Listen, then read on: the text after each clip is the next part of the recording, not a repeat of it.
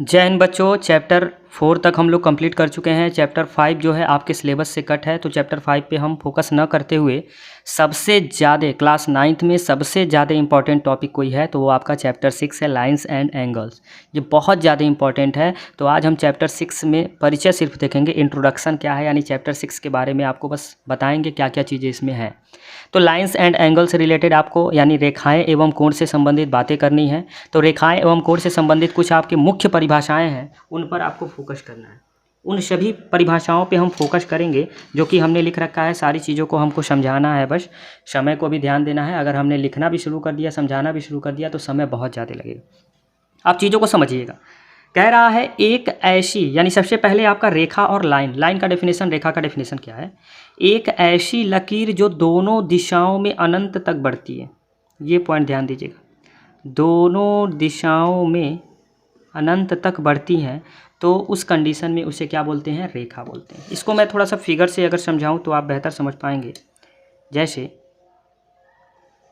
यहाँ पर हमने एक ऐसे खींच रखा है, ठीक है ना, और इस प्रश्न में क्या बोला है? दोनों दिशाओं में अनंत तक बढ़ती है। दोनों दिशाओं में अनंत तक बढ़ती हैं, तो यहाँ पर एक लकीर के दोनों तरफ हमने क्या कर दिया? एरो लगा दिया। एरो से हमने इसे क्लोज कर दिया और यहाँ पर नाम क्या रख दिया? एल। ठीक है, यहाँ पर चाहें तो आप ए और बी से भी दिखा सकते हैं। हमने यहाँ पर एल रूप में लिख दिया है। अब यहाँ पर आप ध्यान दीजिएगा, कह रहा है एक ऐसी लकीर जो दोनों दिशाओं में अनंत तक, ये अनंत तक, ये भी अनंत तक जाएगी, ये भी अनंत तक जाएंगे, तो वही क्या कहलाती है? रेखा कहलाती है। और इसको लिखने का तरीका क्या होता है? ये ए बी है ना, तो ए बी के ऊपर ऐसे ही आप क्या लिख देंगे? एरो बना देंगे। ये आपका क्या बन गया? रेखा ए बी। इसे क्या पढ़ेंगे? रेखा ए बी। अब दूसरा आपका क्या है? रेखाखंड, जिसे बोलते हैं लाइन सेगमेंट। यह क्या होता है? रेखा का ही एक ऐसा भाग, रेखाखंड यानी रेखा का ही एक खंड करेंगे जो दो अंत बिंदुओं से होता है, यानी जिनका दो बिंदु जो होता है वो अंत बिंदु होता है। देखिएगा, मैं फिगर आपको बना रहा हूँ,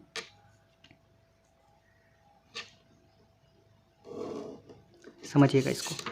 अब यहाँ पर दो अंत बिंदु होगा, इसका मीन्स क्या हुआ? यहाँ पर समझिएगा, ये वाला बिंदु और ये वाला बिंदु दोनों अंत बिंदु है। मतलब ये अब बस इतना ही है, बस मान के चलिए कि ये P और Q जितना डिस्टेंस है वही बस रेखाखंड है। ना आप बढ़ा सकते हैं यहाँ पर, और ना ही आप यहाँ पर इधर से Q से ना ही P की ओर बढ़ा सकते हैं। रेखा में आप बढ़ा सकते हैं अनंत तक, लेकिन यहाँ पर यह अंत बिंदु इसका है।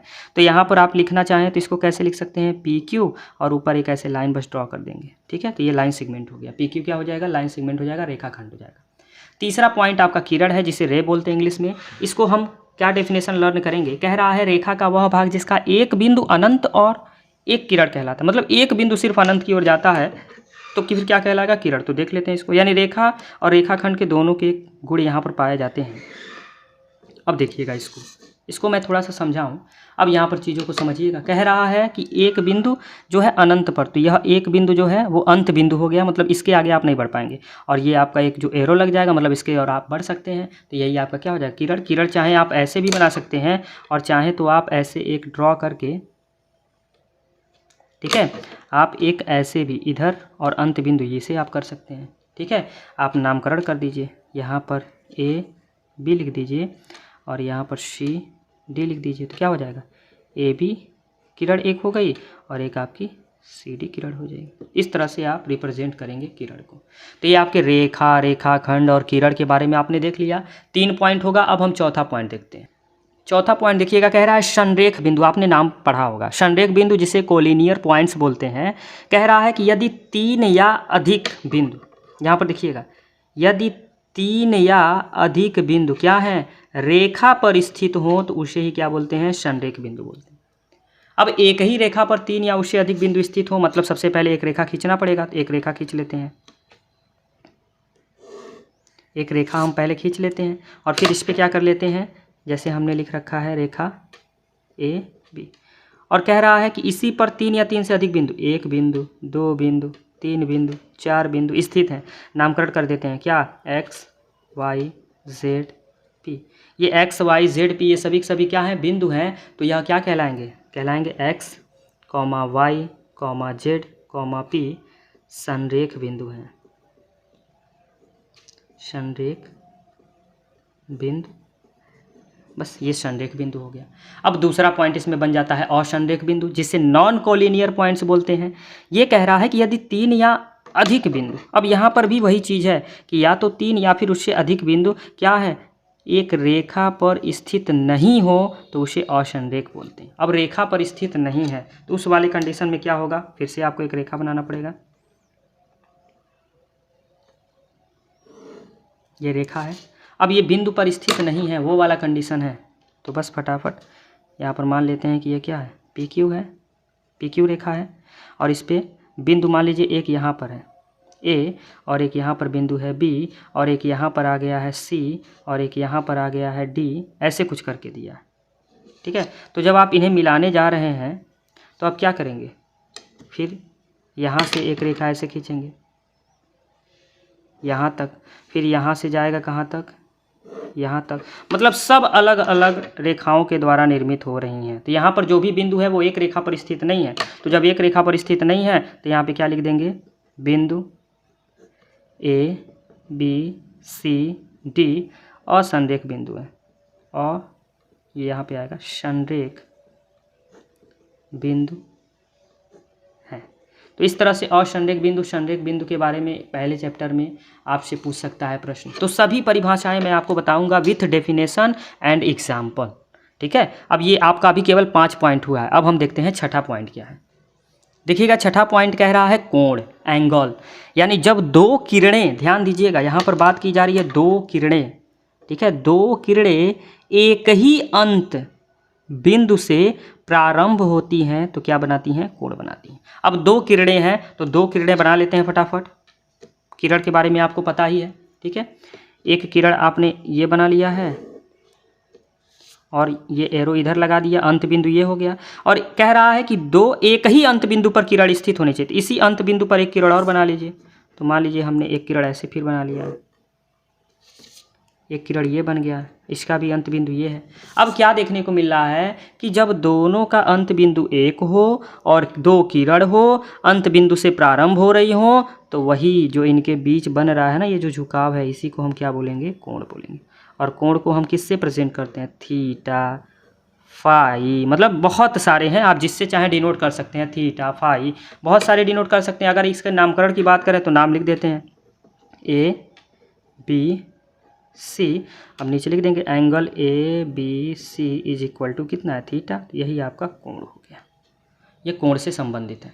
अब कोण है तो सबसे ज़्यादा इंपॉर्टेंट यही है, कोण के प्रकार क्या क्या होंगे। तो बारी बारी से सभी कोण के प्रकार देखते हैं। पहला पॉइंट आपको नीचे प्रदर्शित हो रहा होगा, न्यून कोण, जिसे हम इंग्लिश में क्या बोलते हैं, अक्यूट एंगल।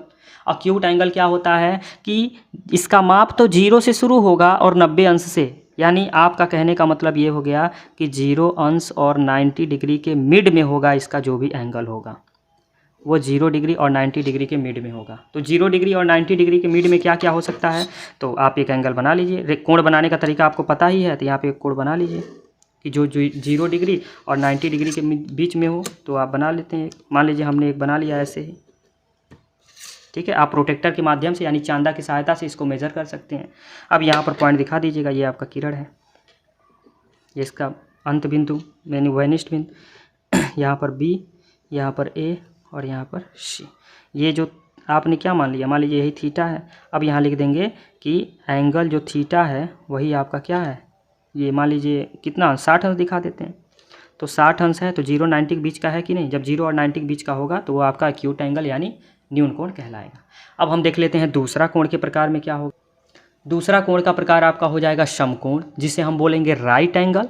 इसका माप भी ठीक 90 अंश होता है, यानी इसका माप ठीक 90 अंश होगा। 90 अंश कैसे बनेगा, यहाँ पर ध्यान दीजिएगा। एक आप क्षैतिज रेखा खींचेंगे, एक क्षैतिज किरण खींचेंगे, ठीक है ना, एक क्षैतिज किरण खींचेंगे। अब इस किरण का जो अंत बिंदु होगा उसी अंत बिंदु पर एक लंबवत किरण खींचेंगे जिसका अंत बिंदु इसी पर स्थित होगा। अब यहाँ पर एक लंबवत ऐसे खींचेंगे, लंबवत का मतलब है 90 डिग्री होता ही है।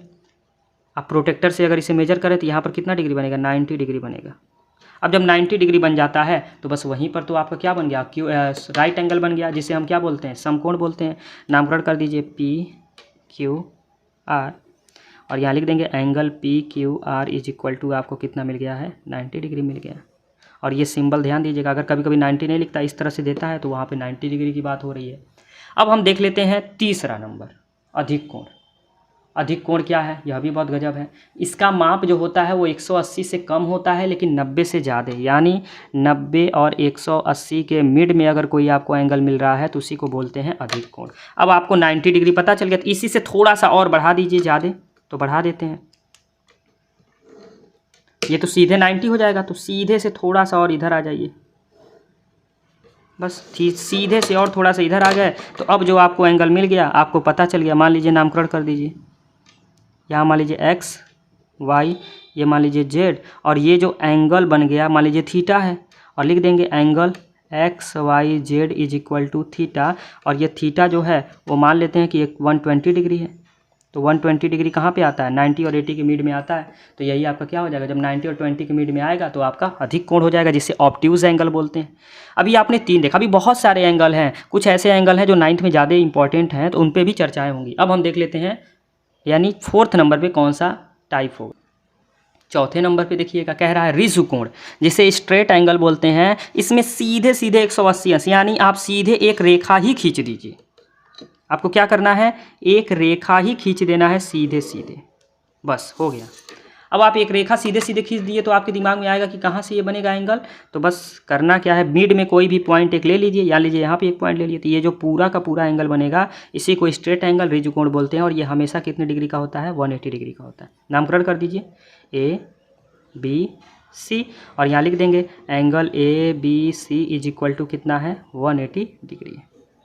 बस ये हो गया। हमेशा ध्यान दीजिएगा जो बीच वाला होगा वही एंगल की तरफ इंडिकेट करना चाहिए। अब आपका जो है अगला जो है 5 नंबर पे, वो आपका प्रतिवर्ती कोण, या जिसे बृहत कोण भी कहते हैं, रिफ्लेक्स एंगल। अब रिफ्लेक्स एंगल क्या है, इसका माप जो होता है 180 और 360 के बीच में आता है, यानी 180 और 360 के बीच में आएगा। तो 180 से तनी सा ज़्यादा कर दीजिए, बस हो गया, आपका बन गया एंगल। तो बस 180 से तनी सा ज़्यादा हम कर देते हैं। 180 सीधे बन ही रहा था, ये था 180, अब थोड़ा सा और ज़्यादा कर देंगे, ये थोड़ा सा हमने ज़्यादा कर दिया। अब बस इसी को दिखा दीजिए, ये मान लीजिए ये और ये वाला एंगल मान लीजिए, ये पूरा देखिए 180 से ज़्यादा आ रहा है कि नहीं, इसे थीटा मान लेते हैं। और यहाँ पर नामकरण कर देते हैं ए बी सी, यहाँ ले देंगे कोण ए बी सी, आपका कितना है, थीटा। अब 180 से कुछ भी मान लीजिए 220 मान लीजिए, तो 180 और 360 के बीच में आएगा। तो 220, 180, 360 के बीच में आ रहा है, इसीलिए एंगल ए बी सी कौन सा कोण होगा, प्रतिवर्ती कोण या बृहत कोण, या जिसे रिफ्लेक्स एंगल बोलेंगे। अब हम देख लेते हैं लास्ट, यानी इस प्रकार के जो एंगल होते हैं उनमें लास्ट क्या है, संपूर्ण कोण, जिसे कंप्लीट एंगल बोलते हैं। इसका माप ही 360 अंश होता है, और 360 अंश के लिए आपको करना कुछ नहीं होता है, बस एक किरण खींचना होता है, ठीक है। और इसी किरण पे आप 360 को दिखाएंगे कैसे, ध्यान दीजिए। ये वाला पॉइंट जो होता है ना, इसी पे ऐसे आपका पूरा का पूरा कोण, यही आपका कितने अंश का बनता है, 360 अंश, ठीक है। आप नामकरण करना चाहें तो यहाँ पर ए, और ये क्या हो जाएगा, ये वाला एंगल हो जाएगा बी, और ये वाला पॉइंट सी, यानी एंगल ए बी सी बराबर आपका 360 डिग्री हो जाएगा। इस तरह से आपके एंगल निकालने के बहुत सारे प्रकार देखने को मिले हैं। अभी और सारे प्रकार हैं जो जितने भी प्रकार अब पढ़ेंगे कोण के प्रकार, वो आपके 9th में बहुत ज़्यादा इंपॉर्टेंट है। तो देखिएगा अब 6 हो गया है, 7th नंबर पे कोण का प्रकार कौन सा होता है। देखिएगा ये 7th नंबर वाला बहुत ज़्यादा इंपॉर्टेंट है, पूरक कोण, जिसे कम्प्लीमेंट्री एंगल बोलते हैं। तो कम्प्लीमेंट्री एंगल क्या होता है, यदि दो कोण, यहाँ पे ध्यान दीजिएगा, पॉइंट को समझिए, यदि दो कोणों का योग 90 अंश है तो बस वही क्या होता है, पूरक कोण, जिसे कम्प्लीमेंट्री एंगल बोलते हैं। अब दो कोण आपको बनाने हैं तो दो कोण फटाफट बना लेते हैं। मान लीजिए एक कोण हमने ये बनाया, और वो कोण हमने ये बना दिया, ठीक है। नामकरण कर देते हैं। मान लीजिए एक कोण हमने बनाया ए बी सी, मान लीजिए 60 अंश बनाया, और एक कोण हमने बना दिया ए बी सी, ये A dash B dash C dash कर देते हैं, कॉमन नहीं होना चाहिए। ये हमने बना दिया 30 अंश। अब दोनों का योग जो होना चाहिए वो 90 होना चाहिए, तो 60 अंश और प्लस 30 अंश ऐड कर रहे हैं तो कितना हो जा रहा है, 90 डिग्री। 90 डिग्री हो गया, मतलब कौन से कोण बना रहे हैं, पूरक कोण बना रहे हैं। तो जब दो कोणों का योगफल आपको 90 डिग्री मिल जाए तो पूरक कोण। अगर आपसे पूछता कि 60 अंश का पूरक कोण, पूछता 60 अंश का पूरक कोण। तो जब भी किसी एक कोण का पूरक कोण पूछेगा तो हमेशा 90 में से उस कोण को माइनस कर दीजिएगा, आपका जो भी एंगल आएगा वही उस एंगल का क्या हो जाएगा, पूरक कोण हो जाएगा। तो ये पूरक कोण निकालने का एक छोटा सा तरीका है। अब इसी का जस्ट बड़ा भाई होता है क्या, समपूरक कोण, जिसे हम बोलते हैं सप्लीमेंट्री एंगल। सप्लीमेंट्री एंगल क्या होता है, यदि दो कोणों का योग 180 के बराबर हो जाता है, ये पॉइंट ध्यान दीजिएगा। अब दो कोणों का योगफल बड़ा भाई इसलिए हमने कहा है कि अब ये दूना हो जाता, कहता है हम तुमसे बराबर नहीं होंगे, हम तुमसे दूने के बराबर के हो जाएंगे 180। अब 180 के लिए यहाँ पर दो कोण बनाइए। मान लीजिए आपने एक एंगल ये बना लिया जो कितने डिग्री का है, 120 डिग्री का है, आपने एक एंगल बनाया, ठीक है। और एक एंगल आपने क्या बनाया, मान लीजिए कुछ इस प्रकार से,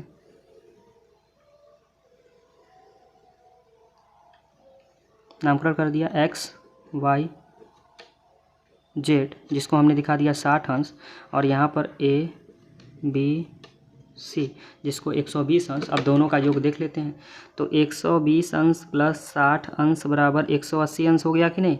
और जब 180 हो गया तो बस इसी को क्या बोलेंगे, समपूरक कोण। अब यहाँ पर प्रश्न आपसे क्या क्या पूछ सकता है उन पर चर्चा करें। कहेगा 120 अंश का समपूरक कोण क्या होगा। 120 अंश का समपूरक कोण अगर आपसे पूछता है तो कुछ नहीं करना, जब समपूरक पूछेगा तो 180 में से जिसका पूछेगा वही माइनस कर दीजिएगा, और जो आएगा वही आपका हो जाएगा समपूरक कोण। इस तरह से क्वेश्चन अगर पूछता है तो आप जवाब कैसे दे सकते हैं, ठीक है। तो अभी हम लोग 8 तक पहुंच गए हैं कोण के प्रकार में। अभी 3-4 कोण के प्रकार और हैं, उन पे भी चर्चा कर लेते हैं, तो आगे देखते हैं।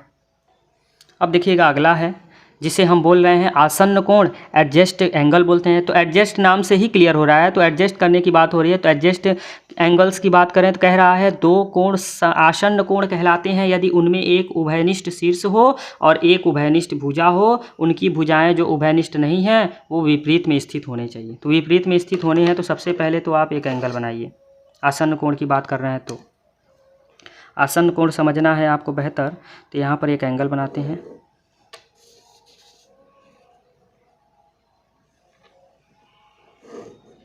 और एक और बनाते हैं, थोड़ा सा इसको डार्क कर दें। हाँ देखिए हमने बना दिया है। अब नामकरण कर देते हैं फटाफट, ए बी सी और ये हो जाएगा D. A B C D हमने नाम दे दिया। ये आपका कुछ एंगल होगा और ये आपका कुछ एंगल होगा, इसको हमने मान लिया फाई, ठीक है। दो कोण आसन्न कोण कब कहलाएंगे, तो दो कोण आसन्न कोण कब कहलाएंगे आपको यहाँ पे ध्यान देना है। यदि उनके एक उभयनिष्ठ शीर्ष हो, ये देखिएगा एंगल बी जो है ये दोनों में आ रहा है, इसमें भी आ रहा है, इसमें भी आ रहा है, पूरा का पूरा एंगल बी तो उभयनिष्ठ हो गया। एक भुजा उभयनिष्ठ हो, ये बी सी भुजा जो है ये इस एंगल में भी आ रहा है, इस एंगल में भी आ रहा है, ठीक है। तो इन दोनों को हम बोलेंगे आसन्न कोण। और जो अन्य दो भुजाएं हैं वो विपरीत, तो इसका विपरीत में ये स्थित है, ठीक है। तो यहाँ पे आपके पास दो एंगल बन रहे हैं, एंगल ए बी सी बराबर कितना थीटा, और एंगल सी बी डी बराबर क्या बन रहा है फाई। तो ये दोनों कोण जो हैं यहाँ पर, यह दो के दो जो कोण हैं वो किस प्रकार के कोण कहलाएंगे, आसन्न कोण कहलाएंगे। क्या कोण कहलाएंगे, आसन्न कोण, ठीक है। ये है आपका आसन्न कोण। अब देख लेते हैं अगला 10th नंबर पे कौन सा कोण है, शीर्षाभिमुख कोण, जिसे वर्टिकली अपोजिट एंगल्स बोलते हैं। तो वर्टिकली अपोजिट एंगल क्या होता है, तो इसके लिए आपको दो रेखाएं एक दूसरे को प्रतिच्छेद करती हुई ऐसी होनी चाहिए। कैसी होनी चाहिए, यहाँ पे देखिएगा तिरछा में एक रेखा हमने ऐसे खींच दिया और एक रेखा हमने ऐसे खींच दिया। देखिएगा दो रेखाएं अपोजिट में प्रतिच्छेद कर रही हैं कि नहीं। नामकरण कर देते हैं एक्स वाई ए और यहाँ पर हमने लिख दिया बी। कितने एंगल बन रहे हैं, 4, 1 2 3 4, 4 एंगल बन रहे हैं। सबका नाम लिख दें 1 2 3 4। तो शीर्षाभिमुख कोण वर्टिकली अपोजिट एंगल, यानी 1 का वर्टिकली अपोजिट क्या होगा 3 और 2 का 4। तो यहाँ पर 1 इज इक्वल टू में क्या हो जाता है 3 और 2 के इज इक्वल टू में क्या हो जाएगा 4, ठीक है। तो ये आपके शीर्षाभिमुख कोण कहलाएंगे। अब नेक्स्ट देख लेते हैं, यानी 9th नंबर पे कौन सा एंगल बनेगा। तो 9th नंबर पे बात हो रही है कोणों का रैखिक युग्म क्या होता है। यदि दो आसन्न कोणों का योगफल 180 अंश हो जाए तो कोणों का एक रैखिक युग्म बनता है। जैसे आपके लिए हम क्या करिए, आसन्न कोण के बारे में हमने बता ही रखा है। अब यहाँ पर एक सीधी रेखा खींच दीजिए और बीच में से कहीं से डिवाइड कर दीजिए, बस बन गया आसन्न कोण।